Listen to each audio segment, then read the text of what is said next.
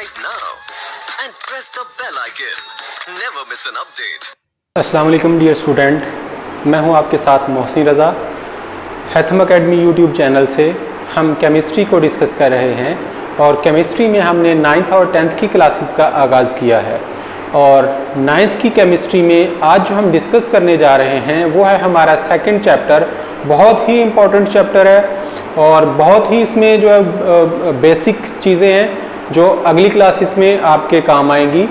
तो आपने इसको इम्तिहान के लिए भी पढ़ना है और आपने अपने कंसेप्चुअल स्टडीज़ को भी आपने जारी रखना है। तो आज का जो हमारा टॉपिक है वो है स्ट्रक्चर ऑफ एटम। तो स्ट्रक्चर ऑफ एटम में हम इसका जो है वो ग्रीक फिलासफर्स के मुताबिक एटम क्या था, फिर इसमें हम जो आगे अमेंडमेंट होती गई इसकी डेफिनेशन में, या इसके स्ट्रक्चर को कैसे जो है वो डिटरमिन किया गया, या इसके स्ट्रक्चर को कैसे एक्सप्लेन करते हैं, इसमें कौन से पार्टिकल्स, सब एटॉमिक पार्टिकल्स, फंडामेंटल पार्टिकल्स पाए जाते हैं, और इलेक्ट्रॉन्स जो हैं उसकी डिस्कवरी कैसे हुई, कैथोड रेज क्या होती हैं, प्रोटॉन कैसे डिस्कवर हुआ, न्यूक्लियस कैसे डिस्कवर हुआ, न्यूट्रॉन कैसे डिस्कवर हुआ, ये सारी चीज़ें हम इसमें डिस्कस करेंगे। तो हमारा आज का जो टॉपिक है वो है स्ट्रक्चर ऑफ एटम। तो इसमें हम जो है वो देखेंगे कि जो हमने पहले भी फर्स्ट चैप्टर में हमने पढ़ा था कि मैटर जो है हर उस चीज़ को कहते हैं जो जगह घेरती है और मैस रखती है। जो जगह घेरती है और मैस रखती है उसको हम क्या कहते हैं, मैटर। हमारे सराउंडिंग्स में क्या है, जितनी भी ये चीज़ें हमें नज़र आ रही हैं ये क्या है, आपको मैटर है। ये मतलब आपके ये चेयर्स, टेबल, ब्रिक्स, आपका डोर्स, ये जितनी भी वाइट बोर्ड, एयर, वाटर, ये जितनी भी चीज़ें हमारे इर्द गिर्द हैं ये क्या है, मैटर है।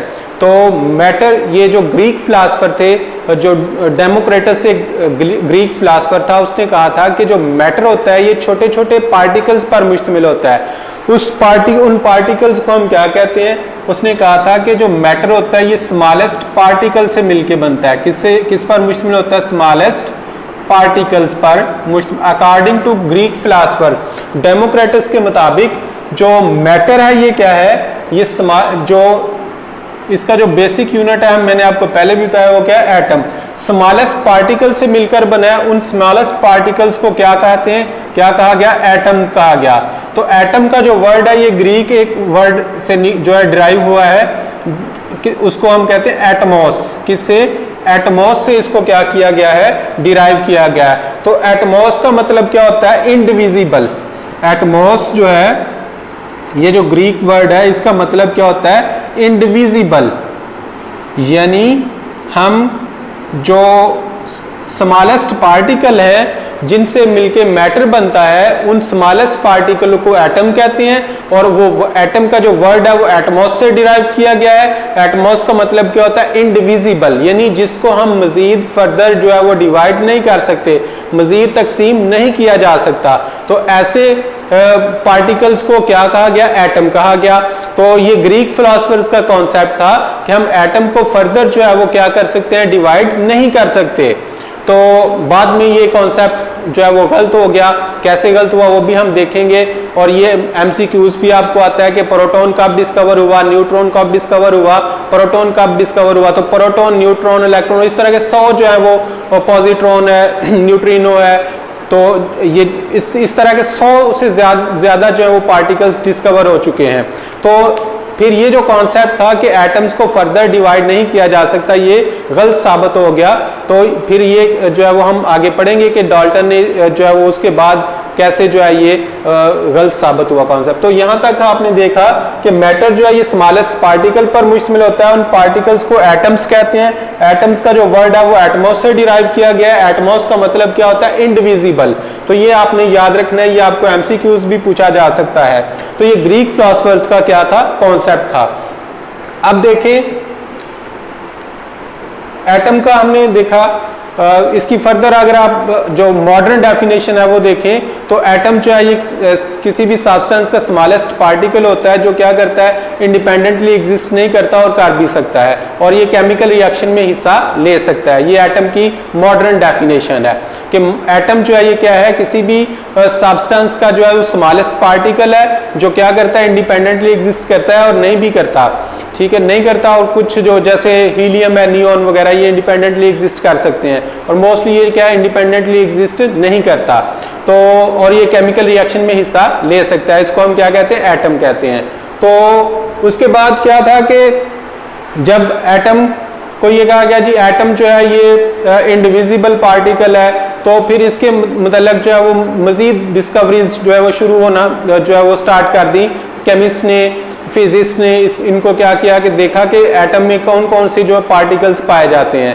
तो जो था आपके जो जे थॉमसन था, उसने एक थ्योरी पेश की थी, उसको उसने प्लम पुडिंग थ्योरी का नाम दिया था। उसने कहा था कि अगर ये जो होता है हमारे पास एटम, ये एटम क्या है, एक पॉजिटिव स्ट्रक्चर है। क्या है एटम? एक पॉजिटिव स्ट्रक्चर है जिसमें नेगेटिव पार्टिकल्स क्या होते हैं, स्टक किए हुए होते हैं। क्या होते हैं? जिसमें नेगेटिव पार्टिकल्स क्या होते हैं, स्टक किए होते हैं। ये जो जे थॉमसन था, इसने जो इलेक्ट्रॉन था वो 1897 में इसको क्या किया था, डिस्कवर किया था। 1897 में जे थॉमसन ने क्या किया था, इलेक्ट्रॉन को, ये आपने एमसीक्यूज के तौर पे याद रखना है कि इलेक्ट्रॉन को किसने डिस्कवर किया था, जे थॉमसन ने। प्रोटॉन को किसने डिस्कवर किया था, गोल्डस्टेन ने 1886 में। और न्यूट्रॉन को किसने डिस्कवर किया था, 1932 में जेम्स चैडविक ने। तो ये आपने एमसीक्यूज के तौर पे, गोल्डस्टेन जो था उसने किसको, प्रोटॉन को 1886 में डिस्कवर किया था, प्रोटॉन को, ठीक है। और न्यूट्रॉन को डिस्कवर किया था किसने, जेम्स चैडविक ने। इसने कब किया था, इसने 1932 में क्या किया था, डिस्कवर। ये आपने एमसीक्यूज के तौर पे याद रखना है। तो हम बात कर रहे थे प्लम पुडिंग थ्योरी की। तो प्लम पुडिंग थ्योरी जो होती है जे थॉमसन के मुताबिक, ये क्या है, आपके पास एटम जो है ये पॉजिटिव चार्ज वाली कोई सॉलिड स्ट्रक्चर है जिसमें नेगेटिव चार्ज जो होते हैं वो क्या होते हैं, स्टक किए हुए होते हैं। जिस तरह आपने देखा होगा घरों में, जैसे हम कोई जो है वो स्वीट डिश या कस्टर्ड वगैरह बनाते हैं। जब कस्टर्ड बनाया जाता है तो उसमें आप क्या करते हैं, कस्टर्ड के ऊपर आप जो है वो आलमंड या बादाम, हम कहते हैं बादाम जो है वो लगाते हैं। तो आप कंसीडर करें कि ये आपके पास कस्टर्ड है और ये आपने इसके ऊपर क्या किए हुए हैं, बादाम जो है वो लगाए। इसी तरह ये प्लम पुडिंग मॉडल था। तो प्लम पुडिंग मॉडल क्या है, प्लम पुडिंग मॉडल है कि हमारे पास जो जे थॉमसन ने कहा कि जो आपके पास एटम है ये क्या है, एक पॉजिटिव स्ट्रक्चर है जिसमें नेगेटिव चार्ज जो होते हैं, नेगेटिव पार्टिकल क्या होते हैं, स्ट्रक किए होते हैं। तो इसको प्लम पुडिंग थ्योरी कहते हैं। इसके बाद अगर हम देखें, ये डाल्टन की एटॉमिक थ्योरी है। ये आपको पता होना चाहिए 17th सेंचुरी के बाद, 17th सेंचुरी में जो डाल्टन था, डाल्टन ने क्या कहा, जॉन डाल्टन ने कहा कि जो एटम होता है ये इसके बेसिकली 3 पास्टुलेट हैं एटॉमिक थ्योरी के, डाल्टन की एटॉमिक थ्योरी के। उसने वो ग्रीक फिलासफर्स को, यानी ये जो था ये तकरीबन जो होते हैं ना आपके पास इलेक्ट्रॉन, प्रोटॉन और न्यूट्रॉन, इसकी डिस्कवरी किससे पहले की बात है। तो डाल्टन के थ्योरी को अगर आप देखें तो उसने कहा था कि जो एटम है ये क्या है, हार्ड, डेंस और इंडिविजिबल पार्टिकल है, सख्त है, कसीफ और नाकाबिले तकसीम पार्टिकल है जिसको मजीद तकसीम नहीं किया जा सकता। एटम जो है अकॉर्डिंग टू जॉन डाल्टन, उसने भी जो है वो ग्रीक फिलासफर्स की तरह कहा था कि एटम जो है ये हार्ड और डेंस और इंडिविजिबल पार्टिकल है, हम इसको फर्दर डिवाइड नहीं कर सकते। मजीद उसने ये कहा था कि जो किसी एलिमेंट के जो एटम होते हैं वो एक जैसे होते हैं, और यानी जो एलिमेंट के एटम्स होंगे वो एक जैसे होंगे। एलिमेंट एक जैसे एटम्स पर मुश्तमिल होता है, और ये जो एटम्स होते हैं या एलिमेंट जो ये एटम्स जो हैं ये डिफरेंट वेज से आपस में मिलके क्या करते हैं, कंपाउंड्स बनाते हैं। ये आगे उसकी फर्दर उसने जो है वो law of conservation of mass कह लें आप, law of conservation of matter या लॉ ऑफ डेफिनेट प्रोपोर्शन की बेसिस पे क्या किया था, उसको फर्दर जो है वो क्या किया था, एक्सप्लेन किया था। तो डाल्टन की थ्योरी के जो पास्टुलेट हैं वो भी आपने याद रखने हैं। क्या है कि अकॉर्डिंग टू जॉन डाल्टन के एटम जो है ये क्या है, हार्ड, डेंस और इंडिविजिबल पार्टिकल है, और एलिमेंट जो होता है वो एक जैसे एटम्स पर मुश्तमिल होता है। और नेक्स्ट जो है वो क्या है कि एटम्स जो होते हैं डिफरेंट वेज से आपस में मिलके क्या बनाते हैं, कंपाउंड्स बनाते हैं। तो डाल्टन का जो पहला पॉइंट था ये क्या हो गया, गलत साबित हो गया इलेक्ट्रॉन, प्रोटॉन और न्यूट्रॉन की डिस्कवरी के साथ। मैंने आपको बताया कि कब कब जो है वो क्या हुआ, प्रोटॉन, इलेक्ट्रॉन और न्यूट्रॉन जो है वो डिस्कवर हुए। ये आपको एमसीक्यूज और शॉर्ट क्वेश्चन दोनों में पूछा जा सकता है, ये आपने माइंड में रखना है। तो जब ये प्रोटॉन, इलेक्ट्रॉन, न्यूट्रॉन की डिस्कवरी हो गई तो क्या हो गया, ये जो पहला पॉइंट था, पहला पास्टुलेट था डाल्टन की थ्योरी का कि एटम जो है ये हार्ड, डेंस और इंडिविजिबल पार्टिकल है, ये गलत साबित हो गया। तो जब हमने देखा कि जब इलेक्ट्रॉन, प्रोटॉन और न्यूट्रॉन डिस्कवर हुए तो फिर केमिस्ट ने ये कहा कि एटम्स को फर्दर जो है वो डिवाइड किया जा सकता है, ये डिविजिबल पार्टिकल है ना कि इंडिविजिबल पार्टिकल, यानी इसमें प्रोटॉन भी है, इसमें इलेक्ट्रॉन भी है, इसमें न्यूट्रॉन्स भी हैं, और इस तरह के मजीद अब जो है 100 से ज्यादा पार्टिकल जो है वो डिस्कवर हो चुके हैं। तो फिर एटम जो है ये पहला पॉइंट क्या हो गया, डाल्टन की थ्योरी का गलत साबित हो गया। नेक्स्ट बहुत ही इंपॉर्टेंट आपके सिलेबस में ये तो आपको एक जनरल जो था बताया था, ब्रीफ सा इंट्रोडक्शन कि इसका बैकग्राउंड क्या है एटम का, एटम के मतलब जो थेरीज हैं, ठीक है जी। डाल्टन की थ्योरी क्या थी, ग्रीक फिलोसफर्स का कॉन्सेप्ट क्या था, प्लम पुडिंग थ्योरी क्या है, ये सारी चीज़ें हमने जो है वो देखी है। ये आपने जो है वो जहन में रखनी है। जो बेसिक आपका टॉपिक है वो क्या है, कैथोड रेज की डिस्कवरी, कैथोड रेज और इलेक्ट्रॉन की जो डिस्कवरी है ये हमारा जो है क्या है, मेन टॉपिक है। तो 1897 सर विलियम क्रूक्स, 1879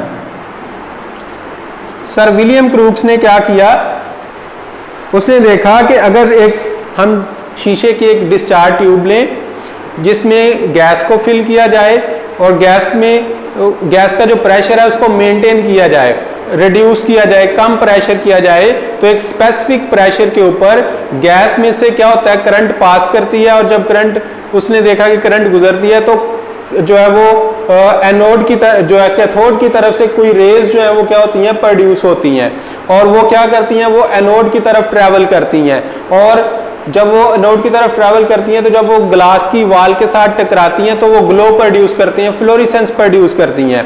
तो सर विलियम क्रूक्स ने जब ये ऑब्जर्वेशंस की, उसने देखा कि एक उसने डिस्चार्ज ट्यूब ली, डिस्चार्ज ट्यूब में उसने बहुत कम प्रेशर पे रिड्यूस प्रेशर में गैस जो है वो रखी। गैस में जब उसने दो मेटल के, हम इसमें अभी मजीद देखते हैं, जस्ट ये मैं आपको बता रहा हूँ कि विलियम क्रूक्स ने एक्सपेरिमेंट कैसे किया कि डिस्चार्ज ट्यूब लेके शीशे की, उसमें उसने लो प्रेशर पे गैस रखी, उसको हाई वोल्टेज दिए, तो उसने देखा कि जो कैथोड है उसकी तरफ से कुछ रेज प्रोड्यूस होती हैं, अपोजिट डायरेक्शन में जाती हैं, किसकी तरफ जाती हैं, एनोड की तरफ जाती हैं, कैथोड से अपोजिट डायरेक्शन में मूव करती हैं, ट्रैवल करती हैं, और जब वो ग्लास की वाल के साथ, डिस्चार्ज ट्यूब की वाल के साथ टकराती हैं तो फ्लोरेसेंस प्रोड्यूस करती हैं, ग्लो प्रोड्यूस करती हैं।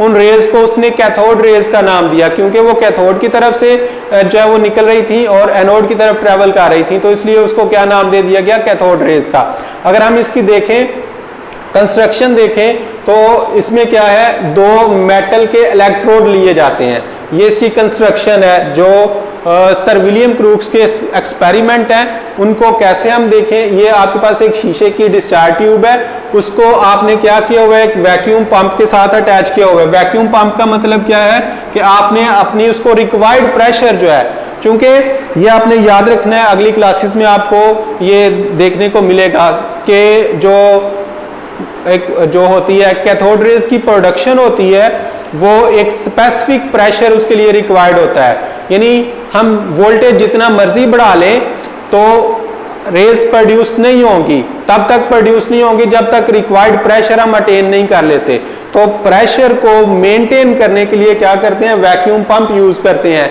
क्योंकि अगर हम प्रेशर को मेंटेन नहीं करेंगे, कम नहीं करेंगे, तो हम उसकी प्रॉपर्टीज को भी स्टडी नहीं कर सकते, रेज की जो प्रोडक्शन है वो भी पॉसिबल नहीं होगी।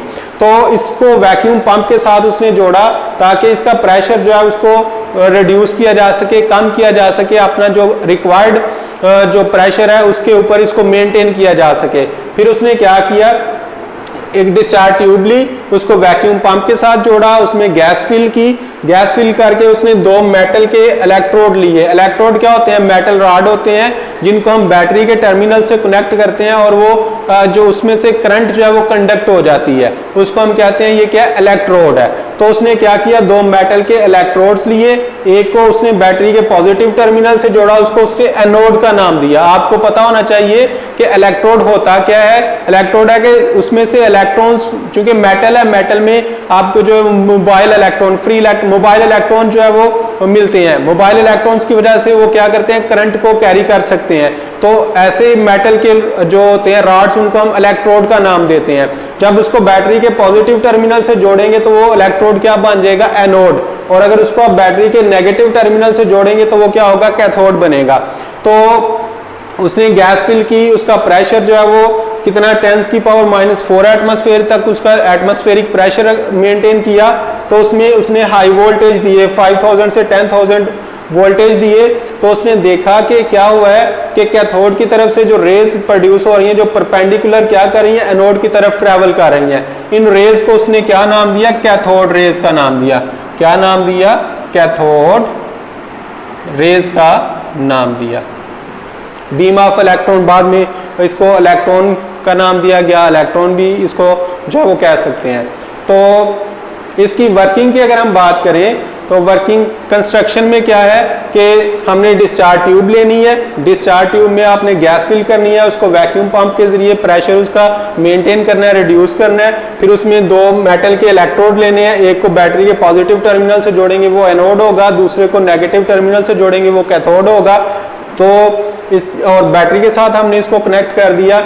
और फिर इसकी वर्किंग को देखें तो जब प्रेशर इसका मेंटेन करते हैं हम, जो है वो 10⁻⁴ एटमॉस्फेरिक प्रेशर रखते हैं इसका, तो वोल्टेज इसको प्रोवाइड करते हैं हाई वोल्टेज। तो उसमें से क्या होता है, रेज प्रोड्यूस होती हैं। वो रेज जब ग्लास की वॉल के साथ, डिस्चार्ज ट्यूब की वॉल के साथ टकराती हैं तो वो क्या करती हैं, फ्लोरिसेंस। यहाँ पे अगर ये टकराएंगी तो ये क्या करेंगी, फ्लोरिसेंस, चमक जो है वो क्या करेंगी, प्रोड्यूस करेंगी, ग्लो प्रोड्यूस करेंगी। तो इन रेज को विलियम क्रूक्स ने कैथोड रेज का नाम दिया। क्या नाम दिया, कैथोड रेज का नाम दिया। यहाँ पे आपने एक बात याद रखनी है कि जो वोल्टेज होते हैं ये डिपेंड करते हैं किसके ऊपर, ये जो डिस्चार्ज ट्यूब होती है इसकी लेंथ के ऊपर डिपेंड करते हैं। किसके ऊपर डिपेंड करते हैं, लेंथ के ऊपर, और दूसरा प्रेशर के ऊपर। मैंने आपको बताया है कि जो वोल्टेज की स्ट्रेंथ है कि हमने उसको कितना वोल्टेज देना है वो किस पे डिपेंड करता है, वो डिपेंड करता है डिस्चार्ज ट्यूब की लेंथ कितनी है और उसमें जो गैस फिल की है उसका प्रेशर कितना है। मैंने आपको बताया कि अगर हम रिक्वायर्ड प्रेशर अटेन नहीं कर सकेंगे तो वोल्टेज उसमें से करंट जो है वो कंडक्ट नहीं होगी, गैस में से करंट नहीं गुजरेगी। तो करंट को गुजारने के लिए जितने मर्जी हाई वोल्टेज दे दें, अगर हम उसको प्रेशर को मेंटेन नहीं करेंगे तो उसमें से करंट पास नहीं होगी। तो करंट को पास करवाने के लिए क्या करेंगे, करंट को जब पास करवाएंगे तो उसका प्रेशर जो है उसको रिड्यूस करेंगे, उसको मेंटेन करेंगे। तो ये जो करंट, जो वोल्टेज होते हैं ये डिपेंड करते हैं डिस्चार्ज ट्यूब की लेंथ के ऊपर और गैस, जो फिल्ड गैस है उसके प्रेशर के ऊपर। ये भी आपने याद रखना है। तो सिंपली क्या है, जब इसमें से जो लो प्रेशर पे गैस फिल की जाती है, इसको हाई वोल्टेज दिए जाते हैं, तो कैथोड की तरफ से जो है रेज प्रोड्यूस होती हैं जो एनोड की तरफ ट्रैवल करती हैं। जब वो ग्लास की वॉल के साथ टकराती हैं तो फ्लोरेसेंस प्रोड्यूस करती हैं। इन रेज को क्या कहते हैं, कैथोड रेज कहते हैं। फिर इनकी जो प्रॉपर्टीज है, एक और बात आपने याद रखनी है, जो फ्लोरेसेंस होती है, ये जो ग्लो होता है, इसका जो कलर होगा वो किस पे डिपेंड करेगा, वो ग्लास की टाइप पे डिपेंड करेगा कि कौन सा ग्लास है। ठीक है, वो स्पेसिफिक कलर जो है वो किस वजह से होगा, ग्लास की वजह से होगा। ठीक है, और जो रेज प्रोड्यूस होंगी वो ऑलमोस्ट सेम होंगी। आप कोई भी गैस ले लें, इलेक्ट्रोड कोई भी ले लें, डिस्चार्ज ट्यूब ग्लास ले लें, सिर्फ फर्क क्या आएगा, जो फ्लोरेसेंस है उसके कलर में फर्क आएगा, वो भी किस वजह से आएगा, ग्लास की टाइप की वजह से। अदरवाइज इसमें जो रेज प्रोड्यूस होती हैं वो चाहे जोन सी मर्जी गैस ले लें, उसकी जो नेचर होगी वो एक जैसी होगी। ठीक है जी, तो ये आपने ध्यान में रखना है। तो इसकी प्रॉपर्टीज को अगर हम डिस्कस करें तो प्रॉपर्टीज में जो बेसिक प्रॉपर्टी, पहली प्रॉपर्टी तो ये है कि ये रेज जो होती हैं ये कैथोड की तरफ से ट्रैवल करती हैं स्ट्रेट लाइन में। क्या कर रही है, स्ट्रेट लाइन में परपेंडिकुलर वे में क्या कर रही है, ट्रैवल कर रही है from cathode to anode, towards anode, anode की तरफ क्या कर रही हैं, ये ट्रैवल कर रही हैं। पहली प्रॉपर्टी क्या हो गई कि जो कैथोड रेज होती हैं ये स्ट्रेट लाइन में ट्रैवल करती हैं परपेंडिकुलर टू द कैथोड, और इसकी डायरेक्शन किस तरफ होती है, एनोड की तरफ होती है। दूसरी प्रॉपर्टी आप ये कह लें कि जब ये ग्लास की वॉल्स के साथ टकराती है तो फ्लोरेसेंस प्रोड्यूस करती हैं। तीसरी प्रॉपर्टी इसमें एक जे पैरन ने क्या किया था, जे पैरन ने देखा कि अगर हम इस रेज के जो है वो उसको हम क्या करें, मैग्नेट फील्ड में रखें, तो जो मैग्नेट होता है, मैग्नेट फील्ड जो होता है, जब उसमें हम इसको अलो करते हैं, ट्रैवल करने के लिए अलो करते हैं, तो इसकी जो रेज होती हैं ये किस तरफ बेंड करती हैं, ये साउथ पोल की तरफ। ये यानी अगर हम देखें कि अगर हम सिंपल इसको क्या करें, मैग्नेटिक फील्ड प्रोवाइड करें, क्या करें, इसको मैग्नेटिक फील्ड प्रोवाइड करें, तो जे पैरिन के मुताबिक इसकी जो बेंडिंग होगी, जो डिफ्लेक्शन होगी, वो किस तरफ होगी, वो साउथ पोल की तरफ होगी। फिर गोल्ड जो था जे थॉमसन, उसने कहा कि अगर हम इसमें इन रेज को इलेक्ट्रिक फील्ड में से पास करवाएं, उसने क्या किया, दो इलेक्ट्रिक जो प्लेट थी, एक पॉजिटिवली चार्ज और एक नेगेटिवली चार्ज, दो प्लेट्स के दरमियान में से गुजारा इन रेज को, तो इन रेज की जो डिफ्लेक्शन थी वो किस तरफ थी, वो पॉजिटिव प्लेट की तरफ थी, जो ये जाहिर करती है कि इनके ऊपर चार्ज कौन सा होता है, नेगेटिव चार्ज होता है। तो ये आपने याद रखना है कि जब इसको मैग्नेटिक फील्ड में से अलाउ करेंगे, ट्रैवल करना इसका अलाउ करवाएंगे, तो ये किस तरफ, ये साउथ पोल की तरफ बेंड होगा, इसकी डिफ्लेक्शन होगी। और जब हम इसको इलेक्ट्रिक फील्ड में से गुजारेंगे तो इसकी डिफ्लेक्शन किस तरफ होगी, पॉजिटिव प्लेट की तरफ होगी। जब इसकी पॉजिटिव प्लेट की तरफ, ये आपकी देखें, ये आपकी क्या है, ये इलेक्ट्रिक फील्ड हमने उसको दिया है, तो इसकी डिफ्लेक्शन किस तरफ है, पॉजिटिव प्लेट की तरफ है, जो क्या जाहिर करता है कि कैथोड रेज पर चार्ज कौन सा होता है, नेगेटिव चार्ज। ये भी आपको एमसीक्यूज में पूछा जा सकता है, कैथोड रेज पर चार्ज कौन सा होगा, नेगेटिव चार्ज होगा। और फिर अगर इस दोनों फील्ड, पहले तो हमने अलग अलग किया था ना, मैग्नेटिक फील्ड को अलग किया, तो हमने देखा ये साउथ पोल की तरफ बेंड की है, फिर हमने इलेक्ट्रिक फील्ड को अलहदा से अप्लाई किया, हमने देखा कि ये पॉजिटिव प्लेट की तरफ बेंड हुई है, ये जाहिर करता है इन रेज का जो चार्ज है वो क्या है, नेगेटिवली चार्ज है। ये अगर हम दोनों मैग्नेटिक और इलेक्ट्रिक फील्ड को साइमल्टेनियसली एक ही साथ अप्लाई करें, तो जब उसमें से पास करेंगे तो ये मैग्नेटिक फील्ड और इलेक्ट्रिक फील्ड एक दूसरे को कैंसिल करेंगे और इसके ऊपर कोई इफेक्ट नहीं होगा। तो ये किस पॉइंट पे फॉल करेंगी, 1 पे जो है वो क्या करेंगी, इसको कैसे उसने देखा कि यहाँ पे एक जो है वो प्लेट रखी, ठीक है जी, प्लेट को उसने जो है वो सपोज हम जिंक सल्फाइड या किसी भी जो है वो फोटोग्राफिक प्लेट हम रखते हैं, तो उसके ऊपर वो फ्लोरेसेंस या ग्लास ट्यूब रखते हैं, तो कहाँ पे जाके उसकी फ्लोरेसेंस होगी। तो जब सिर्फ मैग्नेटिक फील्ड अप्लाई करेंगे तो इसकी बैंडिंग साउथ पोल की तरफ होगी। जब सिर्फ जो है वो इलेक्ट्रिक फील्ड देंगे तो इसकी डिफ्लेक्शन किस तरफ होगी, बैंडिंग किस तरफ होगी, पॉजिटिव प्लेट की तरफ। और अगर दोनों हम फील्ड दें, मैग्नेटिक फील्ड और इलेक्ट्रिक फील्ड, ये दोनों एक दूसरे को कैंसिल करेंगे, तो इसकी जो पोजीशन आएगी वो क्या होगी, 1 पोजीशन होगी। तो ये इसकी डिफ्लेक्शन है। तीसरी प्रॉपर्टी ये है कि इसकी जो डिफ्लेक्शन होती है वो इलेक्ट्रिक फील्ड में पॉजिटिव प्लेट की तरफ होती है, जो जाहिर करती है इस पर चार्ज जो है वो क्या है, नेगेटिव है। और नेक्स्ट जो है, अगर हम देखें इसके रास्ते में कोई ओपेक ऑब्जेक्ट रखें, ओपेक ऑब्जेक्ट जो है जब हम रखेंगे तो वो क्या होगा, उसका शैडो प्रोड्यूस करेंगी। यानी इसकी ये है कि ओपेक ऑब्जेक्ट को ये पेनिट्रेट नहीं कर सकती, तो ओपेक ऑब्जेक्ट का ये क्या करती है, शैडो प्रोड्यूस करती हैं। तो ये भी एक प्रॉपर्टी है कि जब इनके सामने में कोई ओपेक ऑब्जेक्ट आता है जिसमें से जो है वो ये पास नहीं कर सकती, उसका क्या करती हैं, ये शैडो प्रोड्यूस करती हैं। इसके अलावा इसमें यह है कि ये देखा गया कि अगर हम इसके रास्ते में कोई बॉडी जो है वो कोई मेटल या फॉइल रखते हैं, तो जब ये उसके साथ टकराती हैं तो उसका टेम्परेचर इंक्रीज हो जाता है, जिसका मतलब ये है कि इनके पास एनर्जी होती है।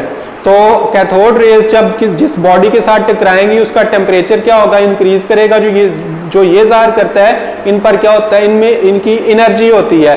फिर अगर हम इसके एक और एक्सपेरिमेंट किया गया कि इनके रास्ते में एक जो है वो जो है व्हील टाइप रखा गया, तो जब उसके साथ ये टकराई तो उसको क्या किया, इन्होंने रोटेट करवा दिया। जब ये रोटेट हुआ तो ये कहा गया कि इनकी जो नेचर है ये पार्टिकल नेचर हो सकती है और मटेरियल नेचर है इनकी, क्या है, मटेरियल नेचर। और ये इनका क्या होता है, स्पेसिफिक मोमेंटम भी होता है, क्या होता है, मोमेंटम होता है। ठीक है जी, हमने क्या डिस्कस किया, स्ट्रेट लाइन पे ट्रेवल करती हैं perpendicular to the cathode surface, और किस तरफ जाती हैं, एनोड की तरफ जाती हैं।